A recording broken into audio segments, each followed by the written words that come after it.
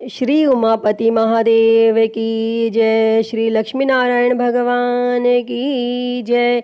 नवग्रह देवताओं की जय। शनिदेव महाराज की जय। प्रिय भक्तजनों, आज हम इस वीडियो में शनिवार व्रत कथा सुनेंगे। तो आइए शुरू करते हैं। उससे पहले आप सभी प्रेम से बोलिए शनिदेव महाराज की जय। नवग्रह देवताओं की जय। एक समय स्वर्गलोक में इस बात पर विवाद छिड़ गया कि 9 ग्रहों में से सबसे बड़ा कौन है। यह विवाद इतना आगे चला गया कि यह एक युद्ध की स्थिति बन गई।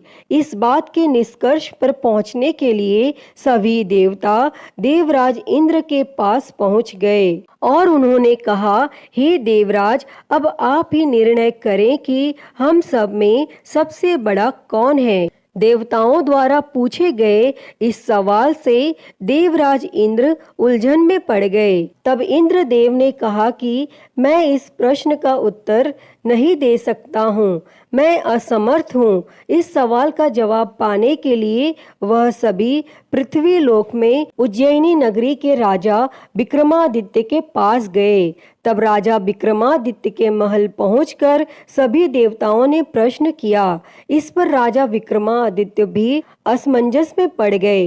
वो सोच रहे थे कि सभी के पास अपनी अपनी शक्तियां हैं, जिसके चलते वो महान हैं। अगर किसी को छोटा या बड़ा कहा गया तो उन्हें क्रोध के कारण काफी हानि हो सकती है। इसी बीच राजा को एक तरीका सूझा। उन्होंने 9 तरह की धातु बनवाई, जिसमें स्वर्ण, रजत, कांसा, ताम्र, सीसा, रांगा, जस्ता, अभ्रक व लोहे शामिल थे। तब राजा ने सभी धातुओं को एक एक आसन के पीछे रख दिया और इसके बाद उन्होंने सभी देवताओं को सिंहासन पर बैठने के लिए कहा। तब धातुओं के गुणों के अनुसार सभी आसनों को एक दूसरे के पीछे रखवा कर उन्होंने देवताओं को अपने अपने सिंहासन पर बैठने को कहा। और जब सभी देवताओं ने अपना अपना आसन ग्रहण कर लिया, तब राजा विक्रमादित्य ने कहा, इस बात का निर्णय हो चुका है।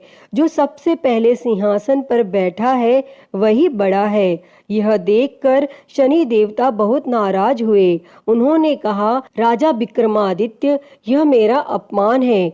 तुमने मुझे सबसे पीछे बिठाया है। मैं तुम्हारा विनाश कर दूंगा। तुम मेरी शक्तियों को नहीं जानते हो। तब शनि देव ने कहा, एक राशि पर सूर्य 1 महीने, चंद्रमा 2.25 महीने, मंगल 1.5 महीने, बुध और शुक्र 1 महीने, बृहस्पति 13 महीने रहते हैं, लेकिन मैं किसी भी राशि पर 7.5 वर्ष रहता हूँ। मैंने अपने प्रकोप से बड़े बड़े देवताओं को पीड़ित किया है। वो मेरा ही प्रकोप था कि भगवान राम को वन में जाकर रहना पड़ा था, क्योंकि उन पर 7.5 थी और रावण की मृत्यु भी इसी कारण हुई। अब तू भी मेरे प्रकोप से नहीं बच पाएगा। और शनि देव ने बेहद क्रोध में वहां से विदा ली और वहीं बाकी देवता खुशी खुशी वहां से चले गए। इसके बाद सब कुछ सामान्य ही चलता रहा। राजा विक्रमादित्य पहले की ही तरह न्याय करते रहे। दिन ऐसे ही बीतते रहे, लेकिन शनि देव अपना अपमान नहीं भूले। एक दिन शनि देव बदला लेने के लिए घोड़े के व्यापारी के रूप में राज्य पहुंचे। जब राजा विक्रमादित्य को इस बात का पता चला तो उन्होंने अपने अश्वपाल को कुछ घोड़े खरीदने के लिए भेजा। जब अश्वपाल लौट आया और राजा को बताया कि घोड़े बेहद ही कीमती हैं, तब राजा ने खुद जाकर एक सुंदर और शक्तिशाली घोड़ा पसंद किया और उसकी चाल देखने के लिए घोड़े पर सवार हो गए। जैसे ही राजा विक्रमादित्य घोड़े पर बैठे, वैसे ही घोड़ा बिजली की रफ्तार में दौड़ पड़ा। घोड़ा राजा को एक जंगल ले गया और वहां जाकर राजा को नीचे गिरा दिया और फिर कहीं वह गायब हो गया। तब राज्य का रास्ता ढूंढने के लिए राजा जंगल में भटकने लगा, लेकिन उसे कोई रास्ता नहीं मिला। और कुछ समय बाद उसे एक चरवाहा मिला और भूख प्यास से परेशान उस राजा ने चरवाहे से पानी मांगा। चरवाहे ने उसे पानी दिया और राजा ने उसे अपनी एक अंगूठी दे दी। तब रास्ता पूछकर राजा जंगल से निकल गया और पास में ही मौजूद एक नगर में पहुंच गया। और एक सेठ की दुकान पर राजा ने कुछ आराम के लिए रुका और वहां सेठ से बातचीत करते हुए उसने बताया कि वह उज्जैनी नगरी से आया है। तब राजा कुछ देर तक उस दुकान पर बैठा। जितनी देर वो वहां बैठा, सेठ जी की काफी बिक्री हो गई। तब सेठ ने खुद को बहुत भाग्यवान समझा और सेठ ने राजा को अपने घर खाने पर आमंत्रित किया। और सेठ के घर में एक खूंटी पर सोने का हार लटका था और उसी कमरे में वह राजा को छोड़कर चला गया। और कुछ समय बाद खूंटी उस सोने के हार को निगल गई। तब सेठ ने विक्रमादित्य से वापस आकर पूछा कि उसका हार कहाँ है। तब राजा ने उसे हार गायब होने की बात बताई। इस पर सेठ ने क्रोधित होकर चोरी करने के अपराध में विक्रमादित्य के हाथ पांव काटने का आदेश दे दिया। तब राजा विक्रमादित्य के हाथ पांव काट कर उसे नगर की सड़क पर छोड़ दिया गया। फिर कुछ समय बाद विक्रमादित्य को एक तेली अपने साथ ले गया। तेली ने उसे अपने कोल्हू पर बैठा दिया। वह पूरा दिन बैलों को आवाज देकर हाँकता था और विक्रमादित्य का जीवन इसी तरह यापन होता रहा। और उस पर शनि की 7.5 थी, जिसके खत्म होने पर वर्षा ऋतु शुरू हुई। एक दिन राजा मेघ मल्हार गा रहा था। उसी समय उस नगर के राजा की बेटी राजकुमारी मोहिनी ने उसकी आवाज सुनी। उसे आवाज बेहद पसंद आई। मोहिनी ने अपनी दासी को भेजकर गाने वाले को बुलाने को कहा और जब दासी लौटी तो उसने अपंग राजा के बारे में मोहिनी को सब बताया। लेकिन राजकुमारी उसके मेघ मल्हार पर मोहित हो चुकी थी और अपंग होने के बाद भी वह राजा से विवाह करने के लिए मान गई। जब मोहिनी के माता पिता को इस बात का पता चला तो वो हैरान रह गए। तब रानी ने अपनी बेटी को समझाते हुए कहा कि तेरे भाग्य में किसी राजा की रानी का सुख है, तू इस अपंग से क्यों विवाह करना चाहती है। लेकिन समझाने के बावजूद भी राजकुमारी अड़ी रही और अपनी जिद को पूरा कराने के लिए राजकुमारी ने भोजन छोड़ दिया।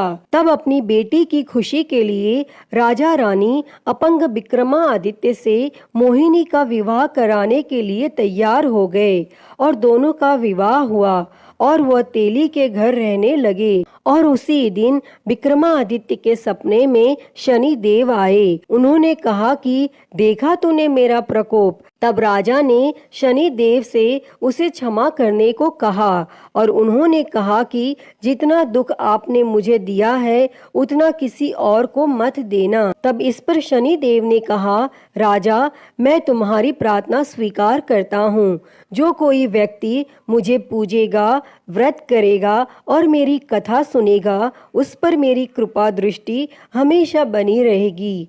सुबह जब राजा विक्रमादित्य की नींद खुली तो उसने देखा कि उसके हाथ पांव वापस आ गए हैं और उन्होंने मन ही मन में शनि देव को नमन किया। और राजकुमारी भी विक्रमादित्य के हाथ पैर देखकर हैरान रह गई। तब राजा ने शनि देव के प्रकोप की कथा सुनाई और जब सेठ को यह बात पता चली तो वह तेली के घर पहुंचा।